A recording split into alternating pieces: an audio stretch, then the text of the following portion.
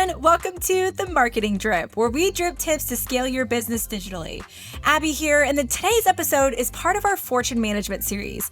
We're talking with coaches all over the U.S. to give us guidance for all the dentists that wanting to go to that next level. This episode, I talked with Ragan Hartman. She's the executive coach at Fortune Management and has over 25 years of leadership experience to the healthcare industry. She has dedicated herself to identifying and studying the distinctions in outstanding practice management, leadership and organizational development, and sharing with doctors how to specifically transform their practices into team-oriented, low-stress, highly profitable businesses. Ragan has delivered thousands of seminars, workshops, and training programs helping doctors and their teams transform both their personal and their professional lives. And she's even lectured for dental schools like Meharry in Nashville, University of Kentucky, and even the American Academy of Endodontics, and so many others. I can't even count them on my hands. Her infectious energy, passion, and unique insight into human behavior has really made her an amazing coach and speaker in the industry today. So in addition to all this extensive and continual self-study, she's also a member of the American Academy of Dental Management Consultants, the Dental Speakers Bureau, the Directory of Dental Speakers, the National Committee for Freedom Day USA, and serves on the board of directors for 2 other companies. So when I tell you she knows what she's talking about, you guys are not going to want to miss today's episode. So let's begin today's drip, provided by Digital Resource, a full-service digital marketing agency that is your resource for everything digital.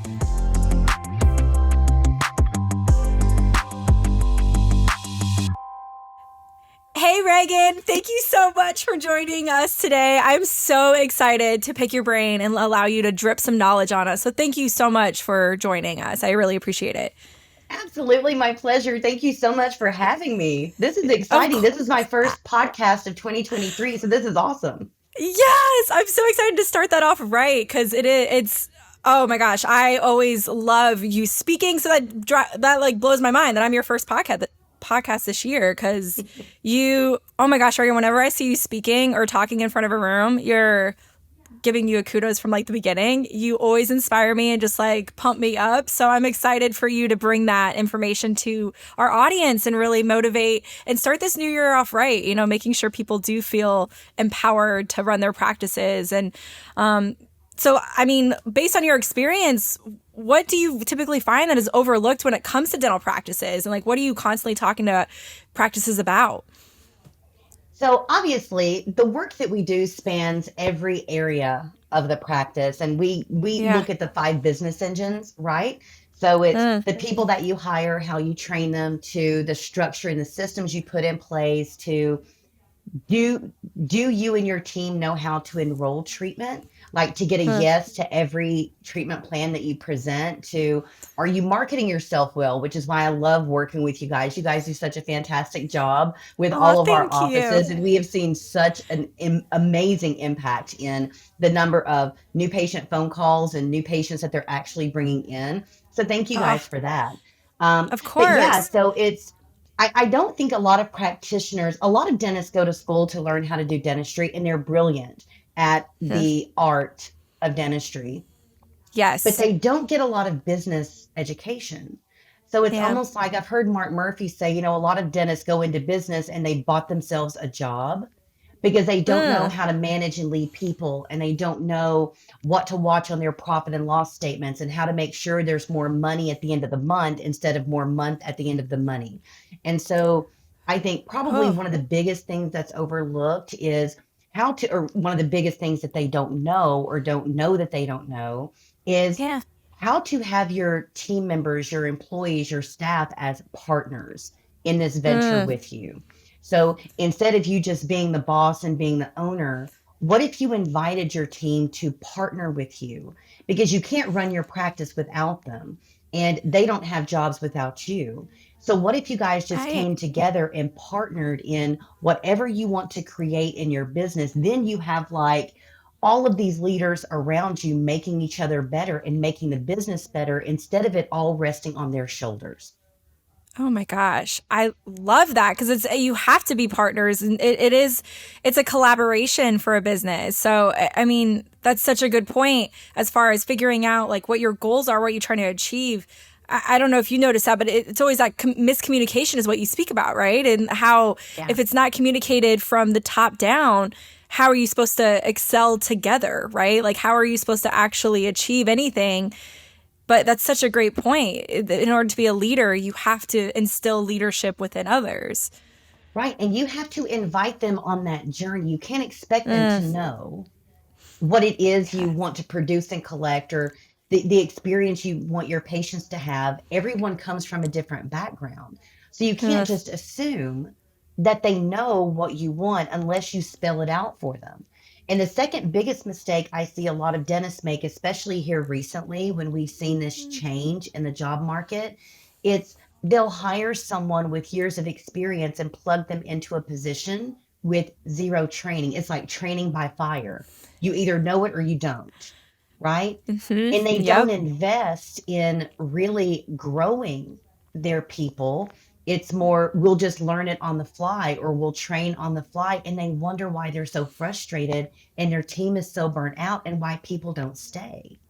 So I want to work with my teams. I want them to understand, number one, how to partner with their teams. But number two, what is the winning formula for training a team member to be a rock star, for training them to be a peak performer, so that they're meeting your expectations and there's consistency and predictability behind their execution.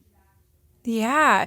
Are there tips that you can give people to really understand like how to make that clear, or how to make sure those expectations are being met? Like I've had some offices where they have a marker board in their back room and they like literally state out what they're doing, or some that go over their numbers together. And, is there a way, or even like goals, you need to have X amount of training? Because obviously there's CE courses that they have to be taking, or so many credits that they need to be achieving. But would you say it comes down to accountability, like being clear and then also keeping everybody accountable? Or, how would you describe that as the best goal that they're going to achieve it, I think clarity comes first. So first you have to give them clear expectations and be clear about that on the front end, right? Like, what does on time mean? This is like very, very simple. But if I say, I want you here on time, we start seeing patients at 8:00. But if your expectation of on time is in your position, ready to greet the patient by 8 or 7:50, if that's not clarified, then you've got team members pulling into the parking lot on two wheels at 7:59, right? Right. Walking in the back door up to the front at 8:01. Well, that's not on time. And so the doctors get frustrated, but they weren't clear about that expectation. So I think clarity is so critically important. And then setting those goals, give them something to strive for. To tell your team, we've got to produce more. We've got to produce more. We need more new patients. What is more? What is more? Yeah. And how can you measure more? Okay, one more new patient a month, you're done. Right. Or two more new patients a month. Got it. But the more clear they are with their team, and if they understand that communication is dynamic, that human beings are imperfect by design, and there are going to be times that someone makes a mistake, but mistakes are part of learning too. Mistakes are part of growth. So you can't expect perfection and at the same time not allow mistakes to be made as they're learning. So I think those things are really important. And then we do all day courses on how to set your goals up for success, where it's not like you're not setting goals haphazardly, but they're based on factual, historical information on the practice. It's based on certain monetary metrics and how to keep the practice healthy.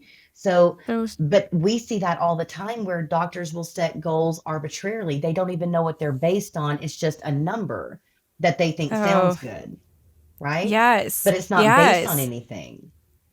That makes me think of, I did the podcast with one of our partners that's a lawyer, and we were talking about literally, you don't just take an agreement and download it and think that your business is going to run by like some template you found on the internet, and that's the same concept. Like if you don't understand your goals and what you're trying to achieve, and you're just downloading to check a box and say, oh yeah, I did that, or I set my goals, but they're not growing with you. And we talk about that all the time with marketing. It's like, what are your goals? What do you want to achieve? I want more new patients, more.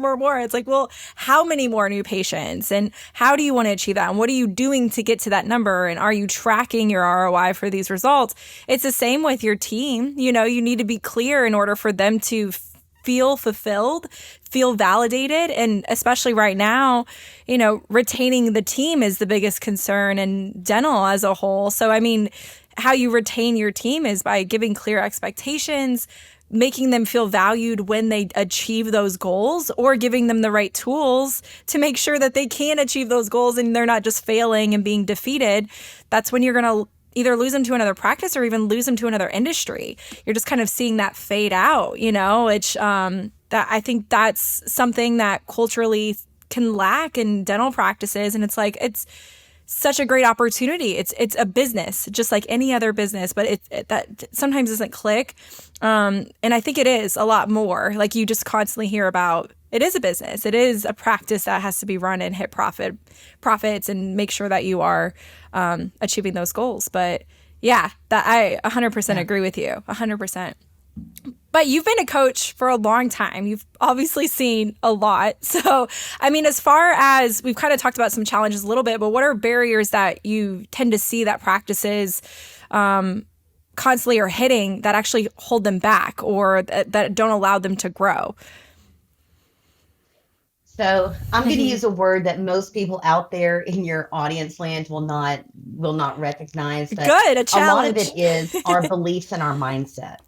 So we can't, it's almost like our brains have these blind spots where we can't see how that level of production is possible, or that level of new patient flow is possible. Or one of the things that I see people do is they make adjustments to accommodate symptoms. So as an example, maybe they have a hygienist who they have not held accountable to get there on time and to stay through the day. So they adjust her schedule for what historically has been the schedule she's willing to work, instead of having a frank conversation. Oh, I dropped my camera. Instead of having a frank conversation with her about what is expected, and is she on board, and is she willing? So it's like I see teams all the time, and my partners do too. We're making all of these adjustments to treat a symptom instead of treating the cure, instead of treating the cause. Oh, I love that. Yes. Like, you can't just adapt. And that's what you were saying earlier, too. You can't hire somebody on for a position and then pigeonhole them into something to make it fit. That's the same with the goals. You can't adjust your goals based on somebody. You need to.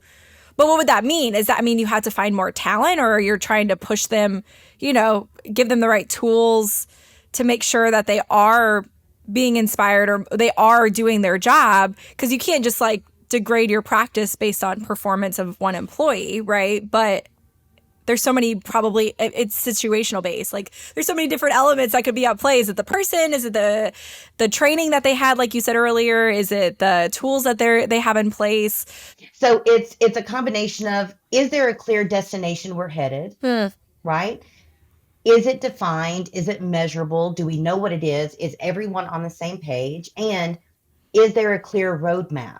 Or at least a clear path to get us there? And do we have permission to adapt and flex when we need to, right? When the environment isn't supportive, can we flex and adapt and do things differently so that we can ultimately get there, right? And this is all part of team alignment, which people talk about team building and all that kind of stuff. And it's so important. It's become like a buzzword, almost like a cliche kind of thing. Yeah.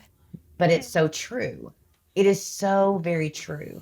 So, not getting your team aligned, not giving them a reason to get behind you, not giving them permission to fail forward, being ambiguous in your requests, and then, working together over time to get there. Yeah, absolutely. And this makes me think, Ragan, we actually just had our first DR day. And what we did, it was this past week, we went to, it was like an obstacle course. And we did all these different activities together. And it was across all the different teams collaborating. So instead of just like the partner team or the sales or the, or even, your social media team, your internal marketing team, your SEO, digital ads, we were all intertwined for once. And we like had to climb. I was terrified. I was shaking. We had to climb these rope challenges and we had to like go across like and bungee off the top. It was crazy. But when you say alignment, I think of how cool that was because we did become aligned. It was outside of work, right? We were cheering each other on. We were overcoming fears together. We were building boats and seeing if they could float. Like, it's just like these ridiculous activities. But oh my gosh, how powerful was that for us to get to know each other as a team across all the different departments, but then also just make sure that we've got each other's back, and that we're willing to fight and like be brave together or whatever that may be. And I say that because I'm curious, like, do you encourage people to do it outside of the office? Do you encourage like activities in the office to kind of help people align, or what typically? All of the above. Yeah. All of the above. I think minimally every team needs to do an outing quarterly at a minimum. Yes. Outside of the office, out away from patients, spend a day or a half day and do something that is non-business related, non-dentistry related, but something where you're just spending time together, getting to know each other, kind of figuring each other out, or, doing games like a ropes course or a rage room or an escape room. Just something that can be productive, but also just a good time. For our Christmas party, me and my team here in the Southeast, we went and did an escape room in Nashville. And it was so funny to see. It was so fun to see, okay, who's going to take the lead and try to figure the clues out, and who's the more analytical, who's the more creative. It was just so fun. Yeah. And we had an absolute ball. But I do think if you don't nurture those relationships, then we become coworkers instead of teammates. Yeah. And family, family. Yeah. Not the dysfunctional kind, but the kind that, the kind of family where we're willing to have difficult conversations because it makes us better. We're willing to address the elephant head in the room if it is going to help us overcome this big challenge that we're having. Absolutely. Right. And without that camaraderie time, people get stuck in their beliefs about the environment. And Barbara's never going to change. She's always been that way. He's always been that way. But getting to know them as people and not their title or their job role is really important. Yeah, we're human. Like, we can't forget that, and being able to, I love how you said that too, like leaders and seeing who comes, like even seeing different challenges that happen, like people step up for certain things because they felt more comfortable in that challenge or that obstacle. It's really incredible. But to your very point, you see different sides of that person outside of just their work habit. And it allows you to understand, oh, their strengths are here. Their weaknesses are here. This is how we're able to collaborate. This is their strength. That's my weakness. Why am I doing this job in the office when I know they could kick butt at it and I could actually help them here? It's the collaborative thinking outside the box because you're outside of your environment every single day. You're getting out of those routines. But I think that's a great idea. Escape rooms, going out every quarterly or quarter just to make sure that you are challenging your team and being humans again. Have fun. Like, we're at the office just as much as we're at home sometimes. Like, you need to, enjoy it. We spend more waking hours at work than we do with our kids and our spouses or even our friends and social networks. I mean, if that's going to be such a chunk of our life, I don't want to spend it with people that I can't have fun with. And I don't want to spend it with people that aren't on the same mission as me. I mean, why do it? Right. But I mean, the thing is that we are human beings, not human doings. Oh. So we have to take time to nurture those relationships. And when you do that, it's like you find strengths in people where you were constantly looking at, man, she never runs on time. She's always running behind. His exams are taking too long. We are so good at pointing out the flaws in everyone. But when you get outside of the work environment and you're in this team environment, you begin to notice strengths that you never noticed before. And so it might be like, Barbara may not be organized enough to be good at insurance, but she will kick butt on the telephone. She is so Yes. fun and so engaged. And so sometimes you can just switch roles You're right. and people will flourish. Uh-huh. But you don't always discover that unless you get away You know those. from the environment, away from the office, away from the anchors and the associations. Oh, So yeah. the anchors of the you got so many sound bites. I love it. It's like gold. Yeah, that's so true. I love it. Okay, so what are tips that you could give practices that they could literally instill in their practice today? Because some of these might take time, right? But what's something that they could do today that could really change the way they run the practice? Oh gosh, how many? As many as you want. How much time? Okay. So I'm going to start with number one. The Okay. first thing I would do is figure out what it's going to take for you to collect enough to incentivize your team. Okay. How much would it take? How much in monthly revenue would it take for you to incentivize your team to partner with you? Love that. Then I would extrapolate that out for the year to find out what the annual collections need to be, Uh-huh. break it down based on the number of days you're working for the year, not for the month. Break it down by day because some months you work 16 days, some months you work 12. The goal is not the same those months, but the daily Ooh, I goal, love when that. you break your goals down into a daily goal, it's achievable and all of your systems can align behind meeting the daily goal. Because here's what trips a lot of practices up. They say we need to collect 150,000 a month. Well, on an 18-day month, the team may think that's achievable. But if we work 12 days or 15 days or 16 days, they lose hope and they lose belief in whether or not it's possible. So they don't give as much to it. So set your goals for the year, break it down by the total number of days you're working that year, and establish a daily goal Love for that. both doctors and hygiene. Then the second tip I would say is have a morning huddle. Yes. 10 minutes every day. You have to condition alignment every single day. You can't just have a meeting at the start of the year, set your goals and your expectations and expect people to just do it. Human beings are not that way. And when you understand how human beings operate, when you understand how the brain operates, you align your leadership behind how the world works, not how you think it should work. Oof. Yes. Right? Yes. So then you spend 10 minutes every morning not going through the schedule. They can read that if they just look at Dentrix or Open Dental or Eaglesoft. You want to invest 10 minutes every morning coming up with a strategy of what needs to happen to get us to that goal today. Right? Yes. Who needs a pan? Who's coming in through hygiene that has unscheduled treatment? Who's going to roll them over into the doctor's schedule to get the treatment done? What family members are coming in today that have kids that don't have an appointment or a spouse that doesn't have the appointment? What balances need to be collected today so we can hit the collection goal? But Yes. invest that 10 minutes every morning strategizing how we're going to get to goal, right? What has to happen to get to goal? And it's good to be consistent the- with it too. Like, don't, I feel like sometimes practices switch it up or like throw curveballs. And it's like you need to make sure those meetings are intentional and that everybody understands what they're bringing to the table and what they're talking about. So then the time is valued of that 10 minutes. You're staying in that restriction, but also everybody's watching the same numbers. So that's going to help, to your point. The repetition is going to be more valuable to everybody because you're on the same pace, you're on the same track, and everybody's on the same page.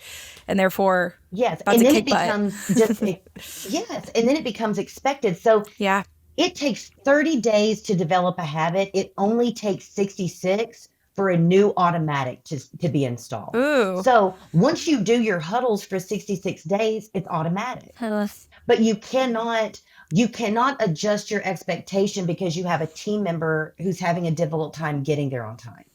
Right? Yeah. You can't adjust it just because maybe for the first couple of weeks, this person came in unprepared. Now we spend time during our camp structure and our camp culture going through specifically how to create an effective morning huddle. Right? Because the feedback we get, it's like, well, we did morning huddles, but they weren't very productive and the team didn't like them, so we quit doing them. Right.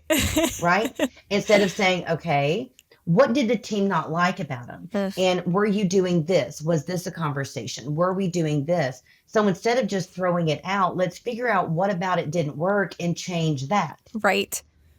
Right? Right. Yes.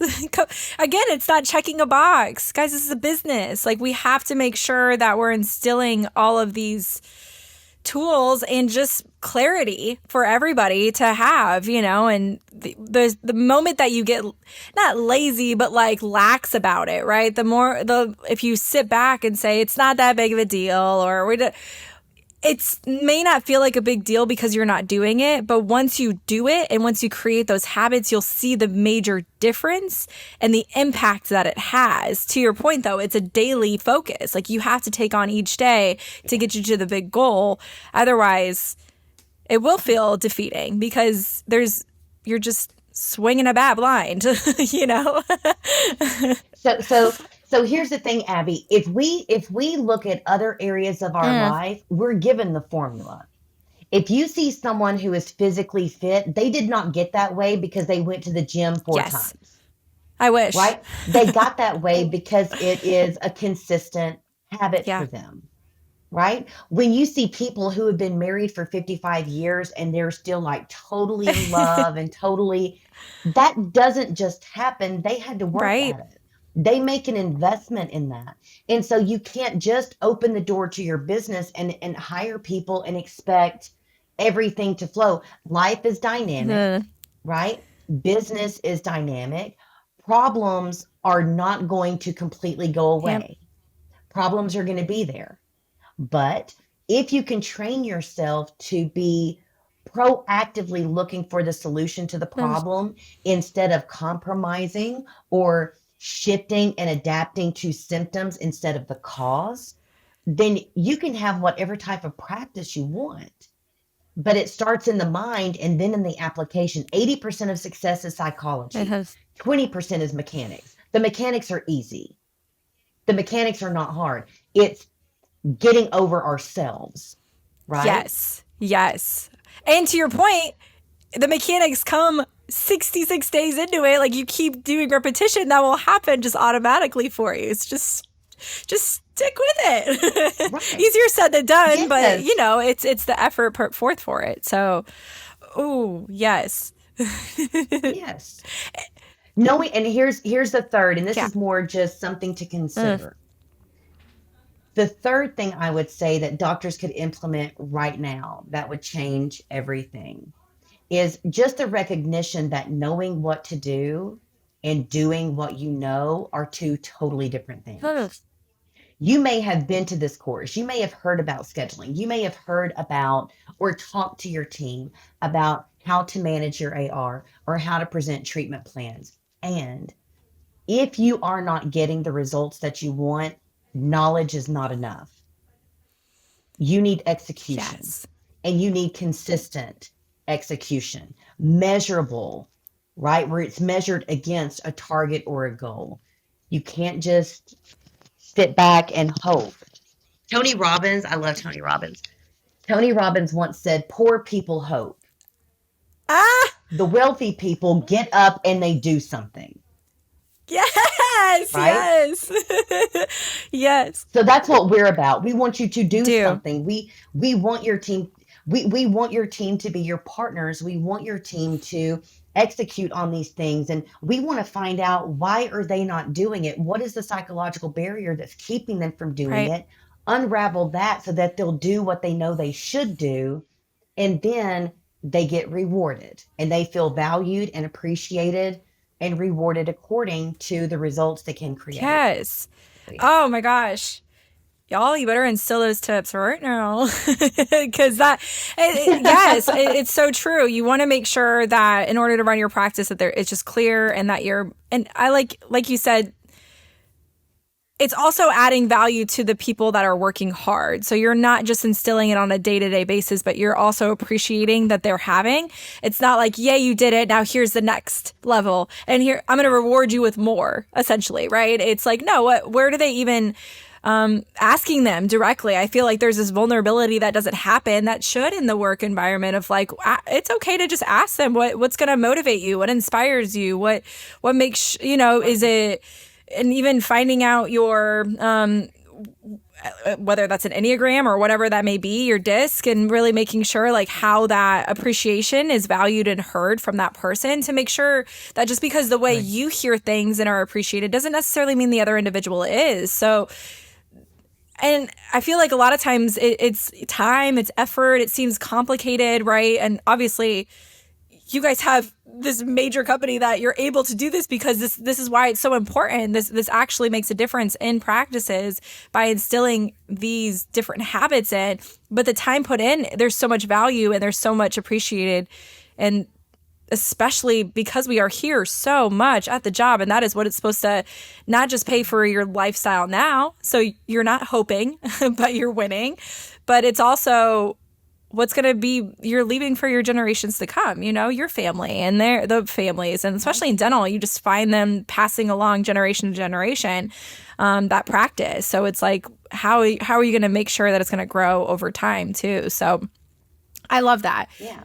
And the thing is that, I'm an avid reader. I love to read. Yes. I've always read.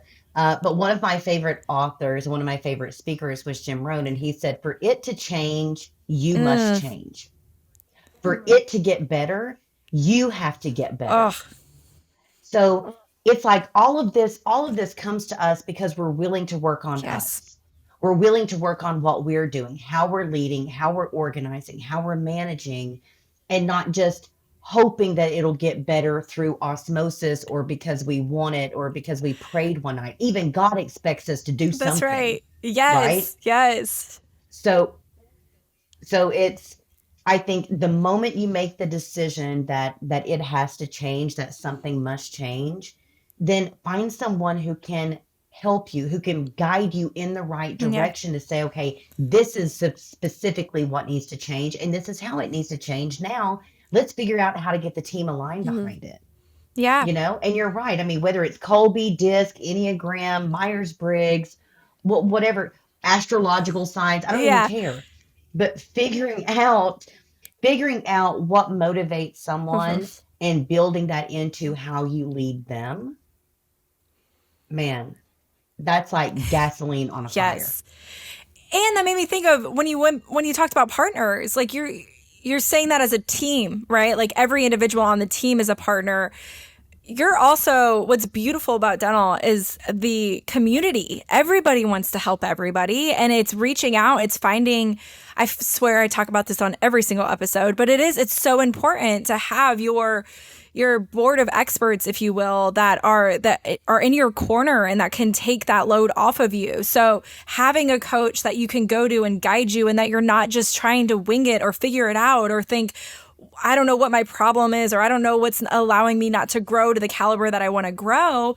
It's so impactful to look to your right, to look to your left and say, I have my experts next to me that I can go to so I can focus on being a business owner as well as a clinician. And I can look at this time and figure out outings and figure out how to do things that are better for my team, better for my business, better for my family. But if you're trying to do it all on your own, you don't need to. Like don't try to be a lawyer. Don't try to be or attorney. Don't try to be an accountant. Don't try to be a marketer. Don't try to be a plumber, an electrician, a coach. Like there's all of these people have roles that if you just team up with other people, with other experts, it's this battle that you're having internally that you could just go to people and just ask them their expertise and they'll guide you. I think that's the most powerful and most beautiful thing about dental that is really, I mean, that's why I love it. That's why I've always been in it, is because of that community base. And having some of these, you got to take advantage of it. Right. But having some of these people in your corner accomplishes two things. Number one, it helps you accomplish in 3 to 4 years what it would have taken you 10 to 15 doing it on your own. Yes. That's number one. Yes. And I don't say that because I'm a coach. I'm saying it because it's a fact.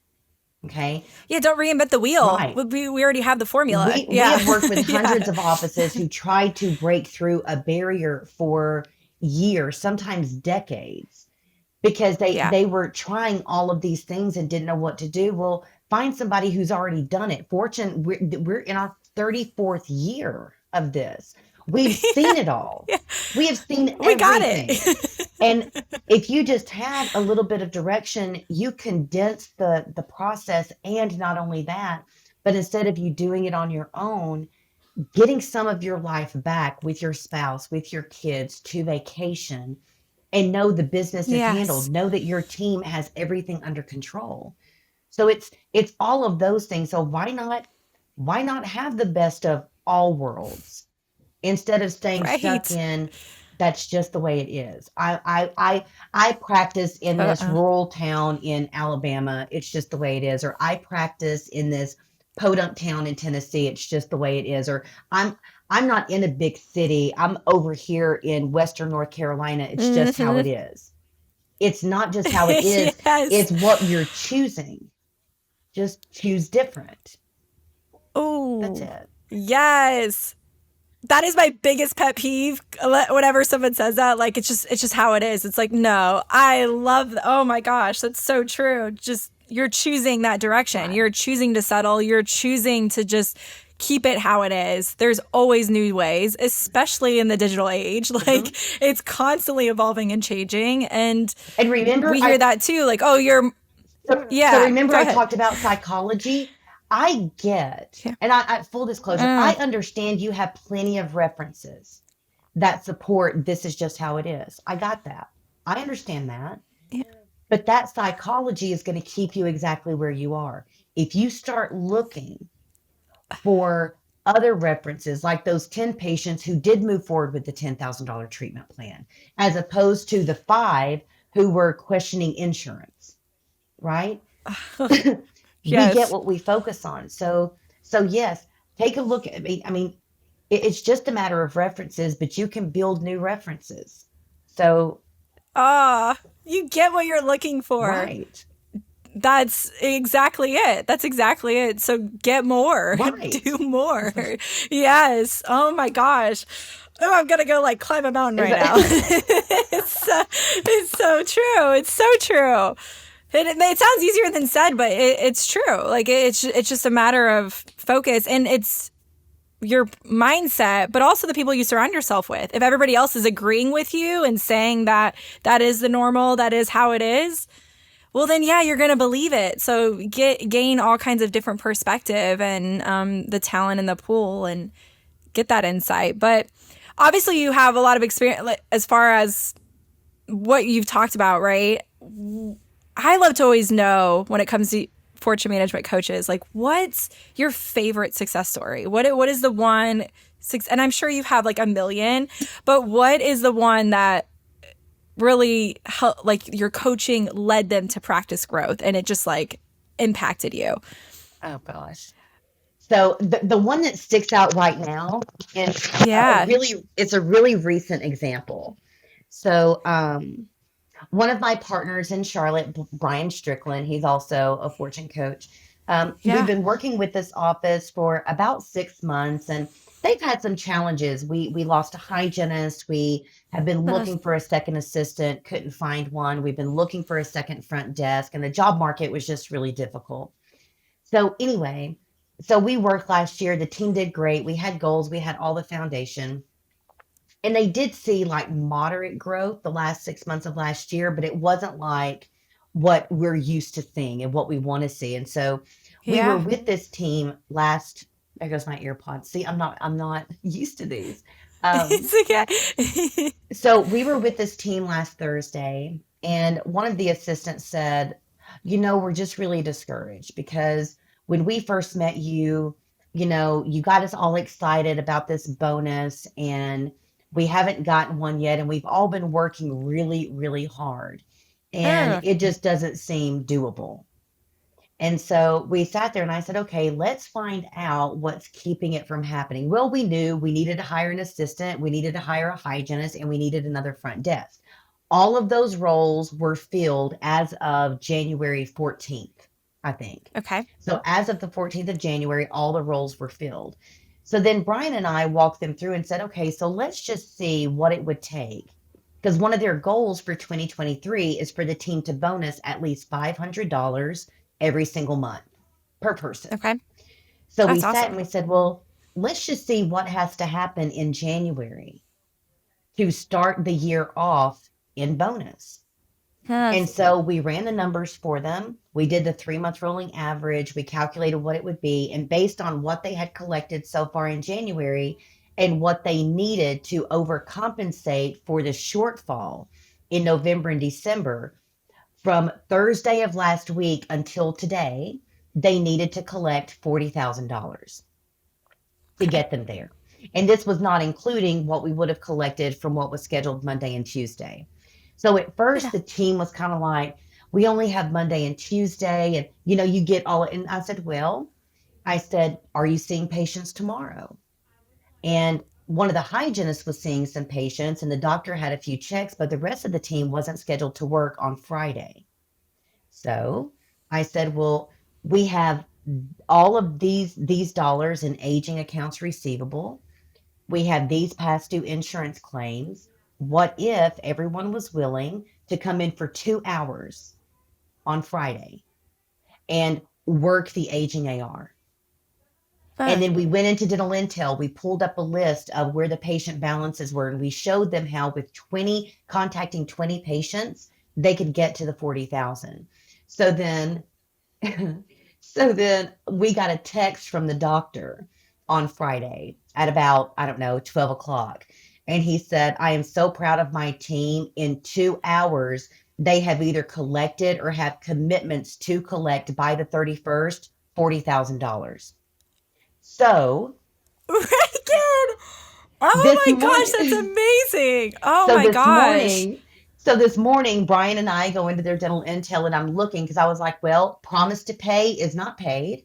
So I want to make sure we don't take our foot off the gas. Otherwise, we may lose the opportunity. But I went in this morning and calculated where their collections were before collections today. And with their bonus system, they had already collected enough to get a $589 bonus per person. Oh my gosh, that's amazing. So it was just, wow. That is really recent, but that was just the power of everyone on the same page, looking at what resources we can leverage, being willing to divorce any limiting beliefs like I don't work on Fridays, right? Yeah. Or we're going to be too busy Monday and Tuesday, and just looking at the shortest route to get to where you want to go. And they blew it out of the water. I haven't checked their end of day collections today, but I'm pretty confident that once we tally end of month January collections, they'll probably be in the 6 to 650 range. Wow. And just to clarify, because this episode will be released later. So it went from Friday, today's Tuesday. So they had the 2 hours on Friday, Monday, and then Tuesday you checked by end of day. And it's 4:00 right now, Eastern time. I checked this morning. And you checked this morning. So today is Tuesday, January 31st. We were in an all-day meeting on Thursday, January, whatever that was, January 27th or 26th. We were in an all-day meeting. They did not produce that day. Friday was the 27th. It was my daughter's birthday. So Friday was the 27th. They spent 2 hours on Friday the 27th following up on aging patient accounts.